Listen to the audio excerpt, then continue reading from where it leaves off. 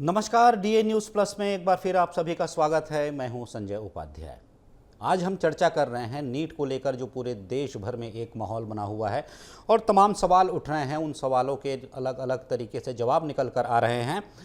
Medical से दाखिले से जुड़ी नीट यानी national eligibility cum entrance exam परीक्षा में गड़बड़ी के लग रहे गंभीर आरोपों ने तूल पकड़ लिया है। नीट परीक्षा को लेकर छात्रों की लड़ाई का आज 13वां दिन रहा। इन दिनों में छात्रों, अभिभावकों और कोचिंग टीचर्स ने एनटीए के खिलाफ जमकर प्रदर्शन किया है। नतीजा ये निकला कि ग्रेस मार्क्स वाले छात्रों का नीट एग्ज़ाम दोबारा कराया जाएगा, लेकिन सामने आ रही धांधली के संकेत एनटीए को कटघरे में खड़ा कर रहे हैं। तो अब ये मामला सुप्रीम कोर्ट में पहुंच गया है। साथ ही राजनीतिक बयानबाजी का दौर भी जारी है। लेकिन इस सब से महत्वपूर्ण, इन सब के बीच जो बात बड़ी है वो ये है कि वो नौनिहाल, वो बच्चे जो कि तैयारियां कर रहे हैं, सालों से सपने देख रहे हैं, उनकी तैयारियों का क्या, या फिर बीच में ऐसा कोई है जो इस पूरे माहौल को बिगाड़ने की या फिर इन नौनिहालों को, सपनों को धराशायी करने की भी एक तैयारी कर रहा है या किसी प्रकार का षड्यंत्र रच रहा है। तो तमाम विषय हैं जिस पर आज हम चर्चा करेंगे। पहले देखिए हमारी एक खास रिपोर्ट।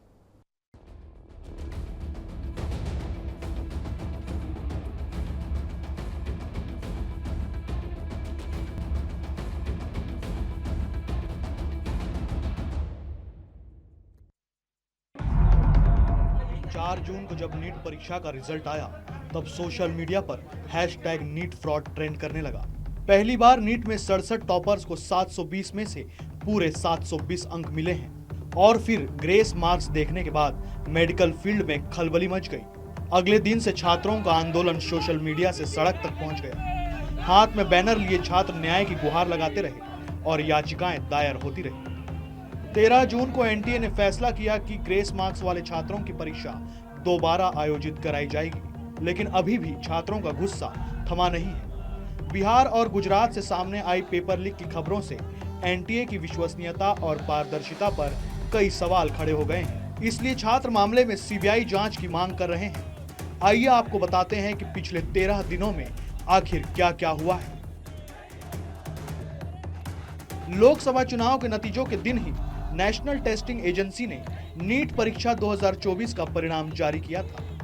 परिणाम में 67 ऐसे स्टूडेंट्स थे जिन्हें 720 में से पूरे 720 अंक मिले। टॉपर्स की लिस्ट देखने के बाद छात्रों ने सोशल मीडिया पर नीट परीक्षा में धांधली का मुद्दा उठाया। रिजल्ट के कुछ घंटे बाद ही सोशल मीडिया पर भी इस साल की नीट परीक्षा पर गंभीर सवाल उठने लगे थे। इसमें सबसे बड़ा सवाल यह है कि नीट की परीक्षा में आखिरकार एक साथ 67 अभ्यर्थियों के 720 नंबर कैसे आ गए। एक एग्जाम सेंटर पर परीक्षा देने वाले 6 छात्रों ने टॉप किया और उसी एग्जाम सेंटर के 2 स्टूडेंट्स को 718 और 719 मार्क्स मिले हैं, जो टेक्निकली पॉसिबल ही नहीं है। छात्रों के शक ने एनटीए को कोर्ट में लाकर खड़ा कर दिया।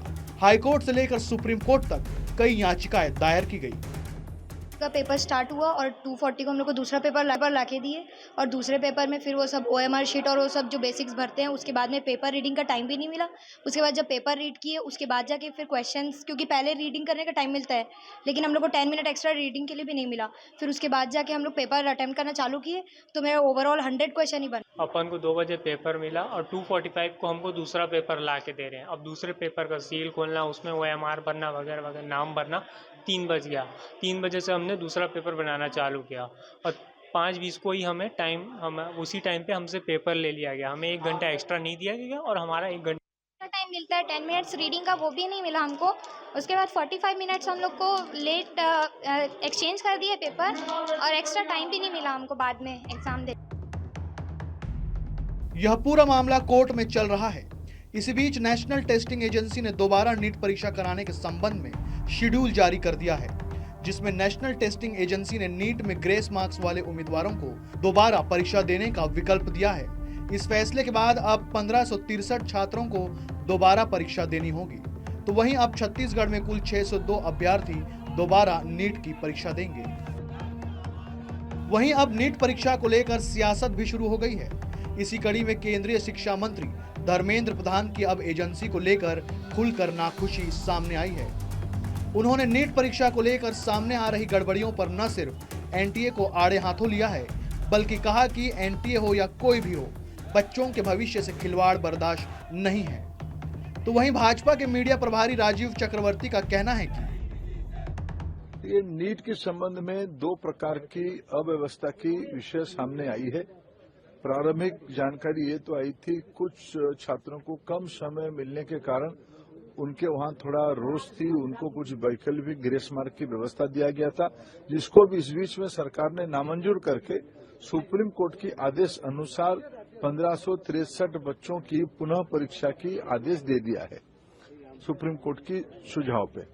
दूसरा, दो जगह पे कुछ गड़बड़ियों की भी ध्यान आई है। मैं छात्रों को और अभिभावकों को आश्वस्त करता हूं, उसको भी सरकार बड़ी गंभीरता के साथ लिया है, वो जानकारी हमको मिली है।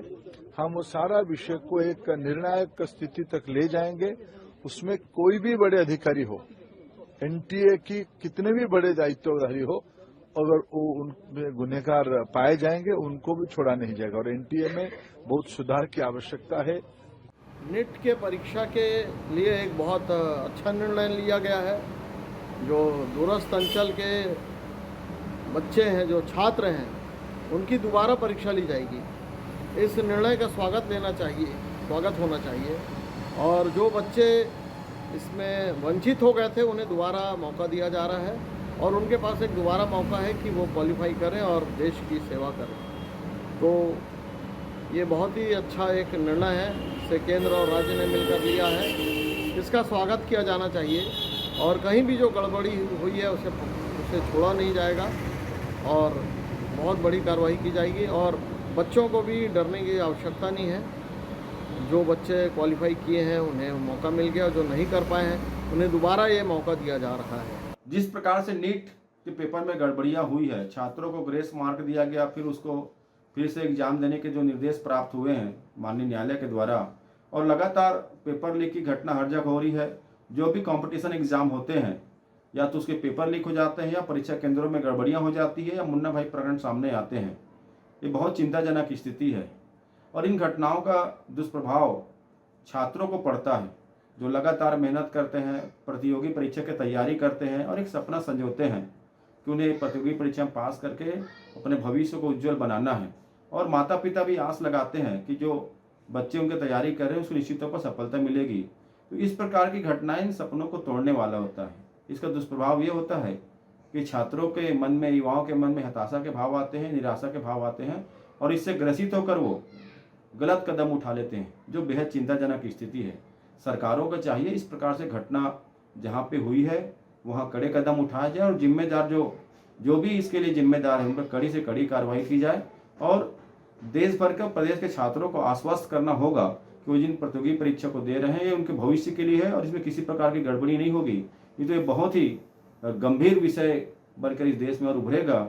और आपके चैनल के माध्यम से मैं छात्रों से अनुरोध करता हूँ किस प्रकार से घटना से वो निराश ना हो और पुनः प्रतियोगी परीक्षा की तैयारी में जुड़े और सरकार भी इस दिशा में कड़े कदम उठाए। यूजी नीट परिणाम 2024 में धांधली से छत्तीसगढ़ समेत पूरे भारत में हलचल बढ़ गई है। गड़बड़ी के खिलाफ अब तक 20,000 से ज्यादा शिकायत दर्ज हो चुकी हैं। वहीं अभ्यर्थियों ने सुप्रीम कोर्ट में भी याचिका दायर की थी। इस पर सुप्रीम कोर्ट ने अपना फैसला भी सुना दिया है। बता दें कि 1563 अभ्यर्थियों के स्कोर कार्ड निरस्त किए जाएंगे। इसके बाद बिना ग्रेस मार्क्स के परिणाम जारी किए जाएंगे। Bureau report, day news plus, Raipur. पहले तो मैं स्पष्ट कर दूं कि अभी सुप्रीम कोर्ट ने कोई फैसला नहीं सुनाया है। 8 जुलाई को इस पूरे मामले की सुनवाई होनी है।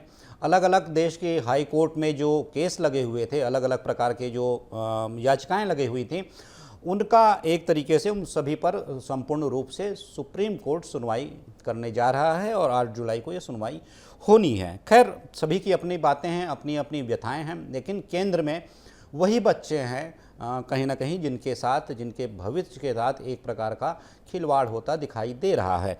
अब जांच की बात है। खुद शिक्षा मंत्री ने कहा है, केंद्रीय शिक्षा मंत्री ने कहा है कि कोई भी हो उसे बख्शा नहीं जाएगा। किसी भी बड़े पद पर आसीन हो या कितनी भी बड़ी जिम्मेदारी संभालता हो, बख्शा नहीं जाएगा। कुल मिलाकर केंद्र सरकार ने कार्रवाई का आश्वासन दिया है और ये भी कहा है कि जहां सुधार की ज़रूरत है वहां पर ज़रूर सुधार होगी। ठीक है, लेकिन अब राजनीति का अपना धर्म है कि वो तो हर जगह होती ही है। विषय जो भी हो, तो राजनीति इस पर भी शुरू हो चुकी है।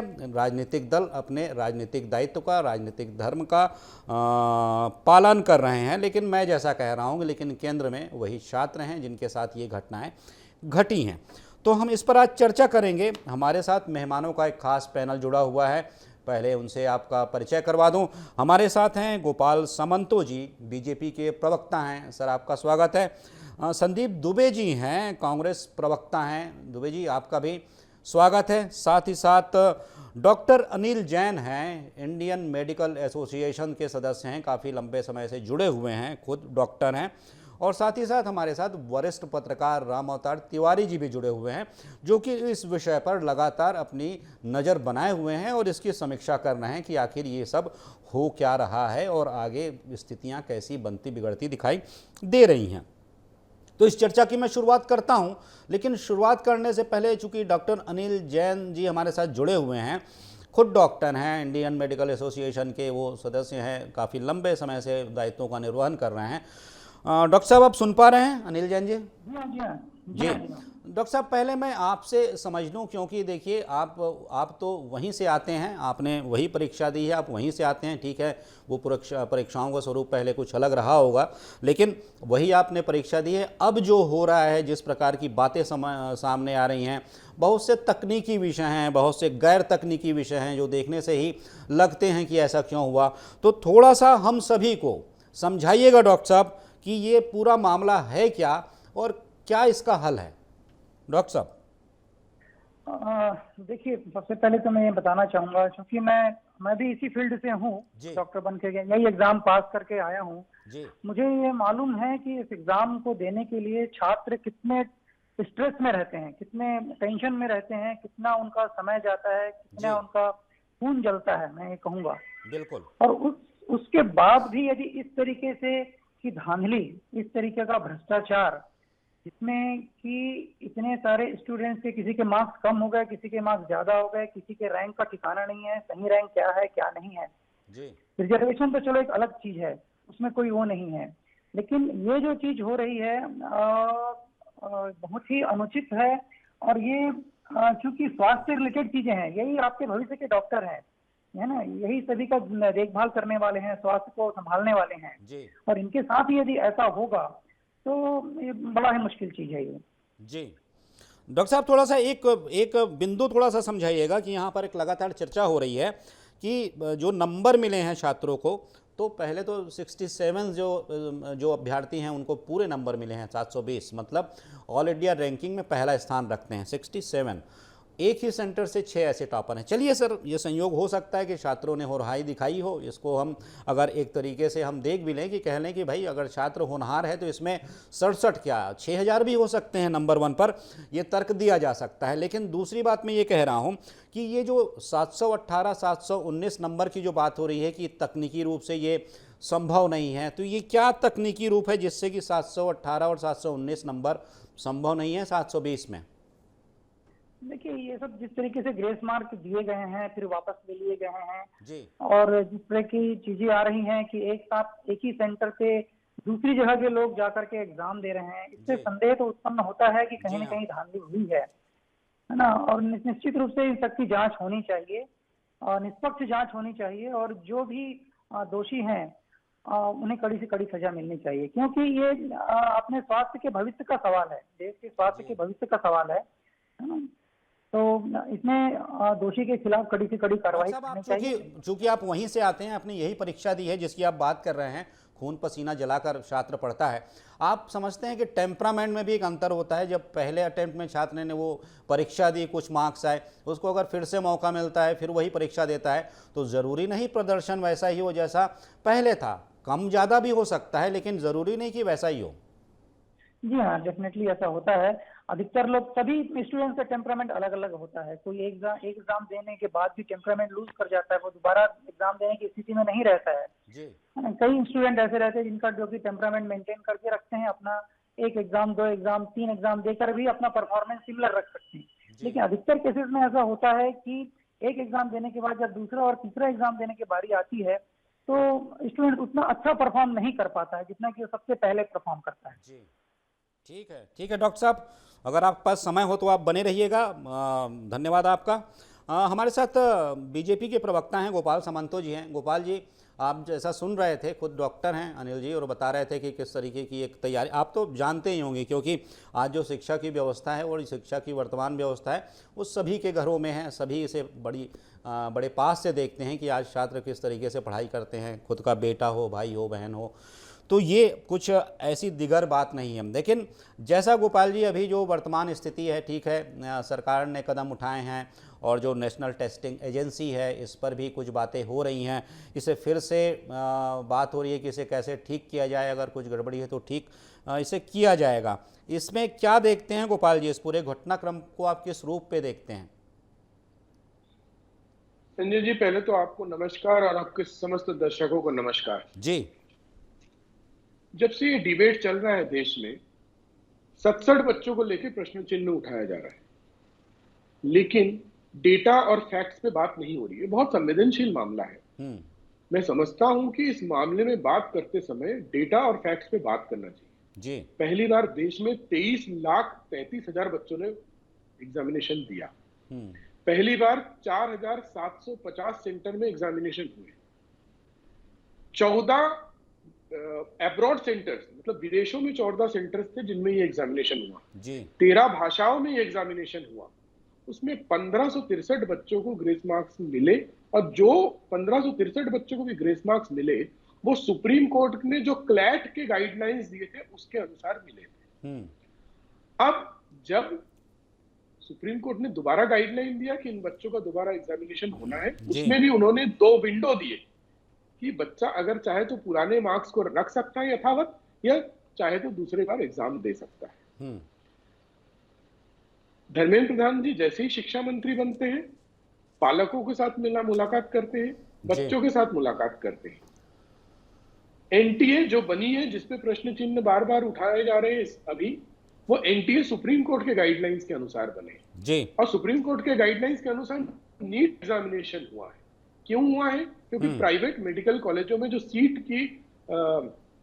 सीट को लेकर जो डिसबैलेंस था उसको दूर करने के लिए किया गया। ये सारे तथ्यों को मुझे लगता है लोगों के सामने लाने की जरूरत है। लोगों के, जब हम डिबेट में बात करें या जब मीडिया में बात हो रही है, इन सारे तथ्यों को कहीं ना कहीं बाहर नहीं लाया जा रहा है या अनदेखा किया जा रहा है जी। 23,33,000 बच्चों में अगर 67 बच्चों ने नंबर एक जैसा पाया है तो कितना प्रतिशत होता है ये भी कैलकुलेट करने की जरूरत है। अगर 100 बच्चों का एग्जामिनेशन में एक बच्चा पाता है तो 1% बच्चा, या 2 बच्चे अगर पाते हैं तो 2% बच्चे होते हैं। तो 23,33,000 में 67 कितना परसेंट होता है? ये मैं जो कांग्रेस के लोग बयान दे रहे हैं या कांग्रेस के लोग राजनीति कर रहे हैं, उनसे पहला सवाल तो ये पूछना पड़ेगा कि 67 बच्चे, मैं पूछ लेता हूं संदीप जी, मैं पूछ लेता हूं गोपाल जी, मैं पूछ लेता हूं, संदीप जी भी हैं। लेकिन सर मैंने पहले ही कहा था कि 67 बच्चे क्यों, अगर 6,000 बच्चे भी अगर नंबर 1 रैंकिंग पे आते हैं तो अच्छी बात है। बच्चों में वो स्किल बढ़ रही है, वो काफ़ी तैयारी कर रहे हैं, बहुत मेहनत कर रहे हैं। मैंने पहले भी कहा था, लेकिन बात हो रही है जो अंदेशा जताया जा रहा है कि गड़बड़ी कहाँ हो रही है। और जैसा आपने कहा कि खुद शिक्षा मंत्री ने भी ये कहा है कि कुछ सुधार की ज़रूरत है, हम सुधार करेंगे, दोषियों को बख्शेंगे नहीं। जिन्होंने गलती की है उन्हें किसी भी स्तर पर हों, कहीं पर भी बैठे हों, उन्हें नहीं छोड़ा जाएगा। ये तमाम बातें कही हैं। संदीप जी आप सुन रहे होंगे गोपाल जी ने जो बातें कही हैं, सर आप जवाब दे लीजिए, फिर आपसे सवाल करूंगा। मैं तो पूरी बात नहीं सुन पाया, लेकिन मैं समझ सकता हूं कि वो भाजपा से ऊपर कभी बात नहीं कर सकते, देश हित में बात नहीं कर सकते, न छात्र के लिए बात कर सकते। सर मैं भी चाहूंगा कि आप पार्टी से उठकर देश हित के बारे में बोलें। मैं पार्टी से भाजपा और कांग्रेस से हटकर आप देश के बारे में बोलें। मेरे दोनों बच्चे नीट से ही सेलेक्ट हुए हैं। एक बच्ची डॉक्टर बन चुकी है और एक अभी सेकेंड ईयर में है। जी। तो मैं 10, 12, 15 साल से जो हमारा परिवार इसको भोग रहा है जी, माने जो तकलीफ होती है बच्चों को पढ़ने में, और जितना समस्या कोटा ले जाके पढ़ना, ये एक दर्द है, आपसे बेहतर कोई नहीं जान सकता जी। दूसरा आपको मैं बता दूं, सामंतो जी तो क्या है ना, इन लोग एक झूठ बोलने की मशीन है। वो मेरे को इस बारे में बाद में जवाब दे देंगे कि सुप्रीम कोर्ट ने कभी एनटीए बनाने के लिए नहीं कहा था। मेडिकल काउंसिल ऑफ इंडिया थी जो केंद्र में 15% जो सेंट्रल के जो वो होते हैं सीट उसके लिए, और 3% जो सेंट्रल पूल के सीट होते हैं पूरे भारत में, और एक इंश्योरेंस जो है वो उसकी दो तीन कॉलेज है, और सेंट्रल गवर्नमेंट के जो कॉलेज है उसके लिए पहले एग्जाम लेती थी। डीम्ड यूनिवर्सिटी अपना एग्जाम लेती थी, प्राइवेट यूनिवर्सिटी अपना एग्जाम लेती थी, हर स्टेट अपना एग्जाम लेते थे। तो उसमें जो है बहुत सारे माने समस्या पैदा हो रहा था, जिससे हर स्टेट में सिलेबस अलग अलग होने से जो बच्चों का जो उसमें था परीक्षा में क्रॉस करना वो अलग अलग हो जाता था। इसलिए एक दिशा तय की गई कि एक एग्जाम हो। तो मेडिकल काउंसिल ऑफ इंडिया ने इसको 2, 3, 4, 5 बार करवाया एग्जाम को, सक्सेसफुली कराया। उसके बाद भारतीय जनता पार्टी सरकार आई, बोली हम और पारदर्शिता लाएंगे। हम भी उस पर विश्वास करते हैं कि एक नेशनल टेस्टिंग एजेंसी बनाई जाएगी जो नीट के अलावा, नीट पीजी यूजी के अलावा और भी एग्जाम लेगी। जैसे हमारे यहाँ व्यापम है, छत्तीसगढ़ में, मध्य प्रदेश में व्यापम है जो कई प्रकार के परीक्षा का एग्जाम लेती, वैसी एनटीए बनाएगी। इसलिए उसका नाम नेशनल टेस्टिंग एजेंसी कहा गया है जी। अब बहुत सारे बातें हो गई। 4 मई को बिहार में जो है पेपर लीक हुआ, 5 तारीख को परीक्षा दिए, उसके बाद स्टूडेंट बताए भी, फिर ईओडब्ल्यू ने एफआईआर दर्ज कर लिया, उनका बयान लिया, बयान बाहर आ गया। बार बार बिहार सरकार ईओडब्ल्यू ने नीट से जो है एनटीए से मांगा, उनसे क्या बोलना चाहिए, जो जो डॉक्यूमेंट्स उनको चाहिए थे कि क्रिमिनल एक्टिविटी के फर्दरेंस में पता करने में, वो जानकारी उनको नहीं मिली। साथ ही साथ इस बीच में जो है गुजरात का पता चल गया कि जो सेंटर था गोधरा में, वो सेंटर का जो एनटीए ने एक सेंटर के जो उसको जो कोऑर्डिनेशन के लिए जिस व्यक्ति को नियुक्त किया वो खुद कोचिंग संचालक था, और जलाराम स्कूल में जो एग्जाम हुआ वहां पे डिस्ट्रिक्ट मजिस्ट्रेट तक शामिल थे। पैसे लेन देन में चेक मिला, वहां भी एफआईआर हुआ, वहां की गड़बड़ी भी पता चली। उसने भी एनटीए को लेटर लिखा कि हमको सब चीज उपलब्ध कराया, नहीं किया। ये संदेह बता रहा हूँ। उसका एक जो है बीच आप जब फॉर्म भरवा रहे थे तब आप 3 दिन के लिए पोर्टल फिर से खोल दिए कुछ लोगों के लिए, जिसमें 24,000 स्टूडेंट ने फॉर्म भरा। हम कहते हैं उस 24,000 स्टूडेंट का ही जांच कर लिया जाए कि 24,000 स्टूडेंट ने कितने लोग 720 पाए, 18 पाए, 690 पाए या 700 पाए। और साथ ही साथ उसके हरियाणा में जो हुआ, हरियाणा में प्रिंसिपल कह रहा है कि हमारे यहाँ देर से पेपर नहीं बटा, उसके बाद ग्रेस मार्क दे दिया गया पूरे स्कूल को। क्यों दे दिया गया? ये क्या वही लोग थे जो 24,000 लोग फॉर्म भरे थे? और बिहार में अब तो और आगे चला गया। बिहार में आज जो घटना वो हुई है, जो जांच में पता चला है, जिसमें राजीव मिश्रा और रवि अत्री का नाम आ रहा है। ये राजीव मिश्रा का पुत्र जो है यूपी भर्ती परीक्षा में पेपर लीक में पकड़ा है, साथ ही साथ जो यूपी में सिपाही भर्ती में पकड़ा है, बिहार टीचर भर्ती में भी इनका गैंग पकड़ाया है। आज तो जो बात पता चली है कि इनका काम है कि ट्रांसपोर्टेशन समय इन लोग पूरा रूट पता करते हैं, दिल्ली से लेके जहां तक जाना है, उस बीच में इन लोग जो है पेपर को जैसे भी निकालते हैं, जिस प्रकार से भी आपराधिक कृत्य करके पेपर आउट करते हैं। जब ये गैंग काम कर रहा है, यूपी में लगातार उसी पैटर्न में लीक हुआ है। और इस बात का जब पता चल गया, आजकल तो छोटे छोटे कॉलेज में लीक हो जाने से पेपर कैंसिल होके पेपर नया पेपर लेते हैं। और एनटीए के पास भी ये मेथड रहा होगा कि पेपर लीक हो गया, तुरंत उनको वो करना था, तुरंत एग्जाम दूसरा लेना था। एनटीए जब पहला साल बना था तो पेपर लीक राजस्थान में हुआ था, आपको याद होगा, 7 दिन के अंदर भी एग्जाम हो गया था। तो यहाँ भी हो सकता था, लेकिन माननीय मंत्री जी पहला दिन ज्वाइन करते हैं और बोलते हैं कुछ नहीं हुआ। सारा चीज को उन्होंने एकदम से डिनाई कर दिया। अब बताइए, एफआईआर चल रहा है, अपराधी जेल में चलेगा बिहार में। ठीक है संदीप जी, ठीक है संदीप जी, आपने काफी महत्वपूर्ण बातें बताई संदीप जी। रामावतार तिवारी जी भी हमारे साथ हैं, वरिष्ठ पत्रकार हैं। रामावतार जी, आप सुन रहे होंगे दोनों प्रवक्ताओं को, पूरा घटनाक्रम आपके सामने है। पहले दिन से 13वें दिन तक क्या स्थिति बनी हुई है पूरे देश भर में, छत्तीसगढ़ में? आप बड़े करीब से सब देख रहे हैं। आप क्या समझते हैं रामावतार तिवारी जी कि क्या लगता है कि ये जो परीक्षा की व्यवस्था है, ये जो टेस्टिंग की तमाम एजेंसीज़ हैं, या फिर ये भी जो अलग अलग प्रकार के आरोप लगते हैं, संशय का एक वातावरण बनता है, निदान इसका किस ओर है? निदान इसका कहाँ है? रामावतार जी। करोड़ों बच्चे जी परीक्षा के लिए करोड़ों बच्चे परीक्षा के लिए कोचिंग कर रहे हैं, पढ़ रहे हैं। उनके आत्मविश्वास और उनके माताओं के आत्मविश्वास जी डग रहा है, कमज़ोर हो रहा है। और जो एजेंसियां हैं, जो परीक्षा लेने वाली एजेंसियां हैं, उनकी विश्वसनीयता पर सवाल उठ रहे हैं जी। तो ये काफ़ी चिंता का विषय है, क्योंकि ये एक महत्वपूर्ण परीक्षा है जो प्रतिभाशाली लाखों बच्चे मेहनत कर रहे हैं। उनके मन में अविश्वास घर जाना जी किसी संस्था का, किसी परीक्षा का अपने आप में एक बड़ा सवाल है। जी दूसरी तरफ देखेंगे कि मंत्री ने खुद माना है, आज सारे अखबारों में छपा है जी कि मंत्री ने कहा गड़बड़ी हुई है, जांच की जाएगी और दोषी लोगों को नहीं बख्शा जाएगा। ये आपके चैनल में जी भी हाँ, आ रहा है, हमने दिखाया जी।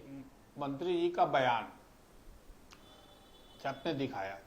तीसरी बात जो है कि इसमें सुप्रीम कोर्ट जिस तरह से सक्रियता दिखा रही है, उसके कारण जो बच्चे हैं, पालक हैं, उनको न्याय मिलने की उम्मीद जागी है। अब सरकार को पूरी, जो कि अभी तो लोकसभा सत्र शुरू हो रहा है, फिर हंगामा मचेगा जी हाँ, और जो छात्र लगातार आंदोलन के लिए जा रहे हैं, तो जांच एजेंसियों को, खासकर यूपी में, बिहार में जो एक गिरोह चल रहा है इस तरह की बड़े परीक्षाओं का पास कराने का, उसका पर्दाफाश होना चाहिए। और योग्य और प्रतिभाशाली बच्चे हैं जी, उनको न्याय मिले, इस दिशा में काम होना चाहिए। क्योंकि ऐसी कई और संस्थाएं हैं जो परीक्षा ले रही हैं, उन संस्थाओं पर भी आगे जाके प्रश्न चिन्ह या अविश्वास पैदा होगा, असंतोष पैदा होगा जी तो रास्ता निकालना कठिन हो जाएगा। जिन लोगों को ये जिम्मेदारी है परीक्षा दिलाने की जी, उन लोगों पर और निगरानी रखनी चाहिए। इसमें राजनीति से परे हटकर उन बच्चों के भविष्य को देखते हुए बयान दिए जाने चाहिए जी बिल्कुल, उनके सुझाव दिए जाने चाहिए। किसी को बचाने के हिसाब से या किसी के आरोप लगाने के हिसाब से ये बात नहीं कहनी चाहिए। हालांकि आपने आज पैनल अच्छा रखा है जी, जो दोनों जानकार हैं जी बिल्कुल, दोनों पूरी परीक्षा प्रणाली में अंदर से क्या चल रहा है और बाहर में क्या हो सकता है, इसकी शंकाओं पे अच्छा अध्ययन करके आए हैं जी फिर भी मेरा ये सवाल है जी कि परीक्षा देने वाली जितनी संस्थाएं हैं जी, उन संस्थाओं में ऐसे लोगों को बैठाया जाए जो किसी को लाभ देने के हिसाब के नियत से जी। मेरा क्या स्वार्थ है, मेरा क्या फायदा होगा, जी इस तरह के जो मानसिकता के साथ परीक्षा में बैठने वाले लोग हैं, धन पशु, उनको दरकिनार कर शिक्षण व्यवस्था को बचाने के लिए जी इसमें और कड़ाई करने की जरूरत है। बिल्कुल। मैं रामावतार जी यही सवाल मैं कर लेता हूँ, आपने जो कहा गोपाल जी से, गोपाल समांतो जी, सर संक्षेप में जवाब दीजिएगा सर, समय की बाध्यता है, 1 मिनट में सर। पहले तो संदीप जी जो बोल रहे थे उन सारे चीजों में संदीप जी को भारतीय जनता पार्टी की सरकार का धन्यवाद भी करना चाहिए कि पिछले 10 साल में 58,000 सीट मेडिकल में बढ़ी है जी, और संदीप जी को ये भी समझना पड़ेगा और भारतीय कांग्रेस को भी ये समझना पड़ेगा, राष्ट्रीय कांग्रेस को, कि पिछले बार जब जो टॉपर थी वो तमिल भाषा में एग्जाम दी थी। ऐसे सारे विषय होते हैं, इनको लेके तो कोई एप्रिसिएशन नहीं होता।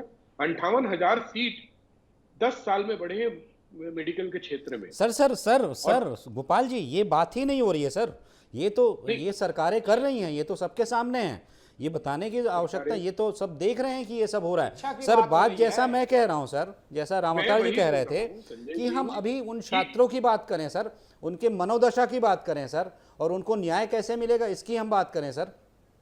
क्या जुडिशियरी से ऊपर इस देश में और कुछ है? जुडिशियरी ने नियम तैयार कर दिया है, नियम तय कर दिया है। जुडिशियरी ने जो नियम तय किया है, सरकार उसका पालन कराने जा रही है जी। तो अगर जुडिशियरी ने नियम तय किया है और सरकार पालन करा रही है, उस पे अब प्रश्न चिन्ह उठाना और उस पे राजनीति करना, ये मानसिक हताशा का परिचय देती है कांग्रेस जी। और आज कांग्रेस आप थोड़ा सा पीछे जाके ना एक बयान देखिएगा मल्लिकार्जुन खड़गे जी का। उन्होंने चुनाव के रिजल्ट आने के पहले ये कहा था कि कांग्रेस के कार्यकर्ता तैयार रहे, अगर हम इन चुनावों में हारेंगे तो हमें रास्ते में उतरना है। रास्ते में उतरिए, जनमानस के सही चीजों को लेके उतरिए, लेकिन गलत भ्रम को लेके मत उतरिए, भ्रम बनाने की फैक्ट्री मत बनिए। ठीक है संदीप जी। ना संवेदनशील मौके पर संवेदनशीलता के साथ उत्तर देने चाहिए, संवेदनशीलता के साथ फैक्ट्स और फिगर्स को रखना चाहिए। बिल्कुल संदीप जी। सर 1 मिनट में। सर मैं 1 मिनट में बोलूंगा। मैं एक बात नहीं बोल पाया था कि छत्तीसगढ़ में 602 स्टूडेंट जो बलौदाबाजार के थे, बलौदाबाजार दंतेवाड़ा सर 2 जगह के हैं। हाँ 2 जगह से, तो ये जहाँ पे एग्जाम में पेपर लेने के बाद पेपर फिर 1 घंटे वापस हुआ, ये घटना हुआ। मैं एक बात आपके चैनल से उठाना चाहता हूँ कि एनटीए के चेयरमैन कौन है? छत्तीसगढ़ की बात पूरे देश में क्यों नहीं हो रही? पीएससी में 17 लोग, जबकि गुजरात की हो रही है, राजस्थान से हो रही है। आप पीएससी में बोल रहे हैं कि कुछ रिश्तेदार लोग थे तो आपने सीबीआई जांच कराई। मेरी बात सुनी, मैंने आपका बात सुना, जी। मैं आपका बात सर बोलने दीजिए सर। बच्चों के प्रति अवसाद मत पैदा करें, बच्चों को प्रति ध्यान दें। आप तो खैर आप उस स्तर से भी नहीं है कि आप उसमें कुछ कह पाएंगे। आप इस बारे में ठीक है संदीप जी। सर समय की बात है। राम अवतार जी कंक्लूड कीजिएगा सर। राम अवतार जी सर कंक्लूड कीजिएगा, समय की बात है। इस एग्जाम से पहले सुबोध कुमार को केंद्र सरकार जी। गोपाल जी, संदीप जी, सर समय की बात है सर, आगे भी चर्चा कर लेंगे। राम अवतार जी कंक्लूड कीजिएगा। जी। तमाम जांच एजेंसियों को और राजनीतिक दलों को जी इस मामले में राजनीति को दरकिनार करके और जो एजेंसियां उसको निष्पक्षता पर सवाल न उठे, उन लाखों करोड़ों बच्चे हैं उनके भविष्य का सवाल है। इसलिए इस मामले की निष्पक्ष जांच होनी चाहिए और दोषियों पर कड़ी कार्रवाई हो, ताकि दूसरी परीक्षा हो रही है और भी परीक्षा होगी, उसमें भी संदेह होगा, एक नया संतोष पैदा होगा। तो समय रहते इस पर ठोस कदम उठाने की जरूरत है। बिल्कुल। तो आप सभी का धन्यवाद। गोपाल समंतो जी सर आपका धन्यवाद। संदीप दुबे जी आपका धन्यवाद इस चर्चा में जुड़ने के लिए। राम अवतार तिवारी जी आपका धन्यवाद और डॉक्टर अनिल जैन हमारे साथ जुड़े। डॉक्टर साहब आपका भी बहुत बहुत धन्यवाद इस चर्चा में शामिल होने के लिए। तो जैसा हम बता रहे हैं, जैसा हमने चर्चा की, बहुत से महत्वपूर्ण फैक्ट्स भी सामने आए। देखिए बात कुल मिलाकर ये है, जैसा मैं बार बार कह रहा हूँ, ये विषय राजनीति का नहीं है। सरकारें अपनी ओर से प्रयास करती हैं, कोई भी सरकार हो, सरकारें हमेशा अच्छा करने का, बेहतर करने का प्रयास करती हैं, छात्र हित में प्रयास करती हैं, छात्रों के भविष्य के लिए प्रयास करती हैं। लेकिन कुछ ऐसे माफिया होते हैं, कुछ ऐसे गिरोह होते हैं, कुछ ऐसे षड्यंत्रकारी होते हैं जो हर जगह पाए जाते हैं, कई प्रदेशों में पाए जाते हैं, देश के अलग अलग हिस्सों में पाए जाते हैं, जिनका काम ही है व्यवस्थाओं में सेंध लगाना और व्यवस्थाओं में दीपक की तरह घुस जाना और धीरे धीरे उस व्यवस्था का एक हिस्सा बनने की कोशिश करना।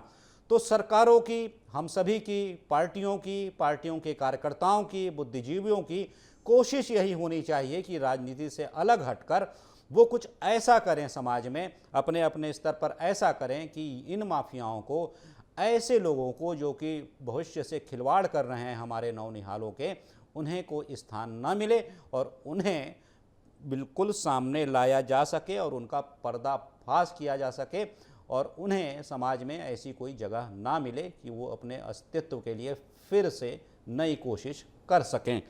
तो आज की चर्चा में सिर्फ इतना ही। मुझे दीजिए इजाज़त। नमस्कार।